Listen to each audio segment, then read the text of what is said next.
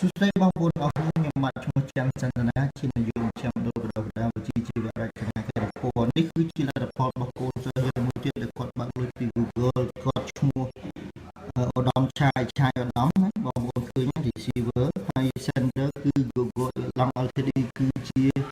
លុយដែលគាត់សាងប្រាក់ចំណូលជាមួយ Google ណាបាទថានៅទីនេះយើងមានចំណុចជាមួយដែលបរិញ្ញាកូនសិស្សហ្នឹងឲ្យគាត់អាចសាងប្រាក់ចំណូលបានជាមួយនឹង Google ដោយយកចំណេះហ្នឹងទៅបង្កើតលុយអត់មានយកលុយទៅដាក់លុយទេណាហើយគឺជាចំណូលដែលគាត់បើកបានពី Google ដែលផ្ញើតាម Western Union នេះគឺ$559.57ណាហើយនេះគឺជារសៀលពិតប្រាកដមួយដែលចេញពី Western ដែល Western Union នេះគាត់បានធ្វើឲ្យនៅពេលដែលយើងបើកលុយ Western គឺគេនឹងចេញរសៀលនេះឲ្យយើងមួយណាអូខេ